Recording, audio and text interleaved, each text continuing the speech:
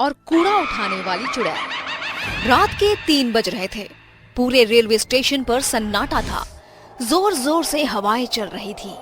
तभी railway station पर एक ट्रेन आकर रुकती है, जिसमें कई सारे पैसेंजर अंदर बैठे होते हैं, लेकिन कोई भी आदमी उस ट्रेन से बाहर नहीं उतरता। सभी लोग अपनी खिड़कियां बंद कर लेते हैं कि तभी अंदर से एक औरत अपने पति से कहती है, सुनिए जी, इस स्टेशन पर कोई उतर नहीं रहा, ट्रेन आगे क्यों नहीं बढ़ रही और सबने अपनी खिड़कियां क्यों बंद कर ली? कितनी गर्मी हो रही है, ऐसे तो मेरा दम घुट जाएगा। उसकी बात सुनकर तभी एक बूढ़ा आदमी कहता है, चुप करो, कुछ मत कहो। अगर अपनी और हमारी जान की सलामती चाहती हो तो भगवान के लिए चुप रहो। वो दोनों चुड़ैल बाहर ही है अभी।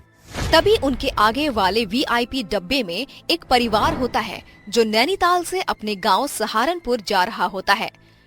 लेकिन एक राघव नाम का लड़का, मैंने पहली बार किसी स्टेशन पर इतना सन्नाटा देखा है। राघव को वहाँ एक कूड़ा उठाने वाली और एक चाय बेचने वाली के अलावा और कोई नहीं दिखता। तभी उसके पास चाय वाली औरत आती है। चाय, गरम चाय वाली, चाय गरम, चाय वाली साहब, गर्मा गर्म चाय ले लो, चाय। अरे सुनो, कितने की चाय है? साहब, केवल 10 रुपए की। ऐसी चाय आपने कहीं नहीं पी होगी। राघव अपनी खिड़की से हाथ निकालकर उस औरत से चाय लेने लगता है, लेकिन वो औरत राघव का हाथ पकड़ लेती है और देखते ही देखते वो एक भयानक चुड़ैल बन जाती है। चुड़ैल, हे भगवान, ये चुड़ैल कहाँ से आ गई? बचाओ, अरे मुझे कोई बचाओ। चुड़ैल राघव का हाथ काट देती है, जिसके बाद कूड़ा उठाने वाली चुड़ैल उसकी मुंडी काटकर अपने बोरे में डाल लेती है। नहीं छोड़ूंगी, किसी को भी नहीं छोड़ूंगी, सबके सब मरेंगे। राघव के चिल्लाने की आवाज सुनकर डब्बे के सभी लोग जाग जाते हैं और ट्रेन के सभी पैसेंजर बहुत डर जाते हैं। और ट्रेन के चलने के बाद वो बूढ़ा आदमी उस औरत को बताता है, ये कुछ महीने पहले की बात है। संबलपुर गांव से 2 बहनें रीता और सीता शहर जा रही होती हैं। वो दोनों ट्रेन में बैठ जाती हैं, जिसके बाद ट्रेन चलने लगती है।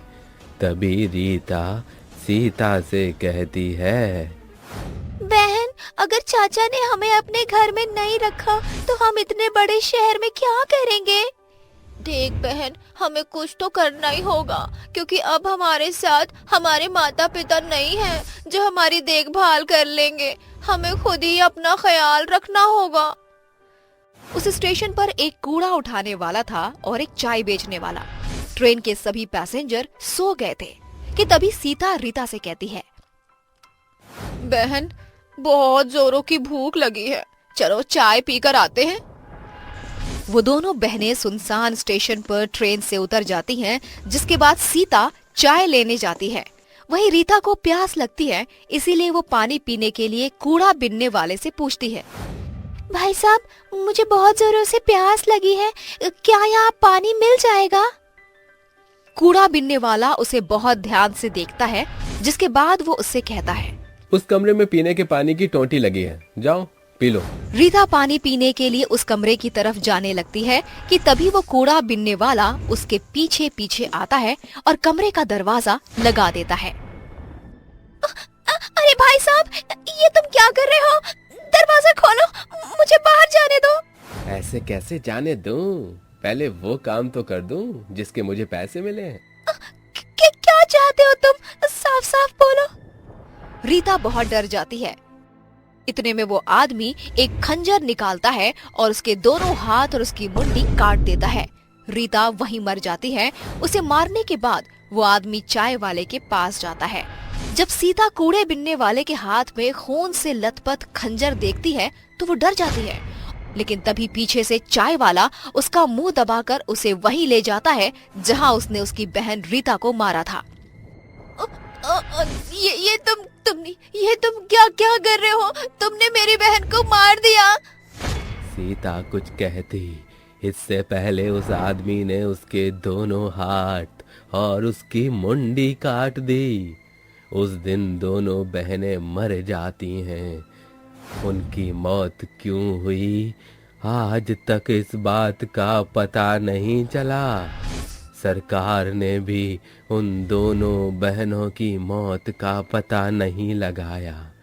लेकिन उस दिन के बाद वो दोनों बहनें भयानक चुड़ैल बन गईं, जिसके बाद वो रेलवे स्टेशन से उतरने वाले हर एक पैसेंजर के हाथ और उनकी मुंडी काट देती हैं।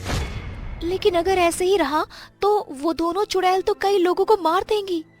हाँ बिटिया, मैं जानता हूँ, इसीलिए मैं संबलपुर गांव से शहर जा रहा हूँ, जहाँ वे दोनों बहनें जा रही थीं।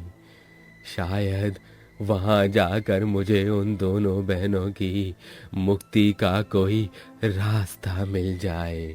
वो बूढ़ा आदमी शहर में उन दोनों बहनों के रिश्तेदार यानी उनके चाचा जी के घर जाता है, जहाँ उसे पता चलता है कि उसके चाचा कुछ समय पहले ही गुजर चुके हैं।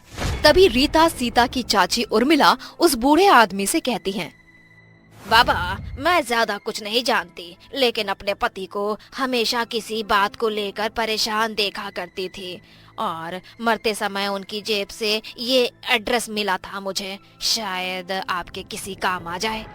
वो बूढ़ा आदमी उस एड्रेस पर पहुंच जाता है, जहां उसे एक बहुत ही जाने माने तांत्रिक बाबा मिलते हैं, जो उस बूढ़े आदमी से कहते हैं, उन दोनों बहनों की मौत उनके चाचा नत्थू लाल ने करवाई थी।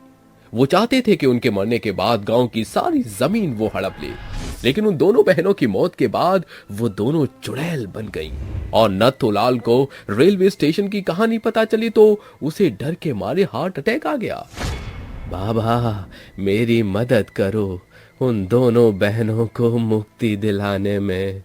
उन्हें मुक्ति नहीं मिली तो वो ऐसे ही सबको मारती रहेंगी। वो बूढ़ा आदमी तांत्रिक बाबा को रेलवे स्टेशन लेकर जाता है और जैसे ही रात के 3 बजते हैं, वो दोनों चुड़ैल सामने आती हैं और जोर जोर से हंसने लगती हैं। चले जाओ यहाँ से, ये रेलवे स्टेशन मेरा है, मैं सबको मार दूंगी। हम तो तुम्हें केवल यहाँ तुम्हारी मौत का कारण बताने आए थे। क्या? हमारी मौत का कारण? तांत्रिक उन दोनों को उनकी मौत का कारण बताता है, जिसे सुनकर वो दोनों रोने लगती हैं। तभी तांत्रिक बाबा उसके चाचा नाथूलाल की आत्मा को बुलाते हैं और इसके बाद नाथूलाल गिड़गिड़ाते हुए दोनों चुड़ैलों से माफी मांगता है। बिटिया, हमका माफ कर दो, हमसे बहुत बड़ी गलती हो गई। मुझे अपनी गलती का बहुत पछतावा है। जैसे मैं इस दुनिया को छोड़कर चला गया हूँ, तुम भी मुक्त हो जाओ। ये सच बात है कि अक्सर अपने ही हमें धोखा देते हैं, लेकिन अब हमारा यहाँ रहना भी ठीक नहीं है। हम दोनों मुक्ति चाहते हैं। तभी तांत्रिक बाबा उन दोनों के ऊपर पवित्र जल छिड़क देता है, जिससे वो दोनों चुड़ैलें जलने लगती हैं और उन्हें मुक्ति मिल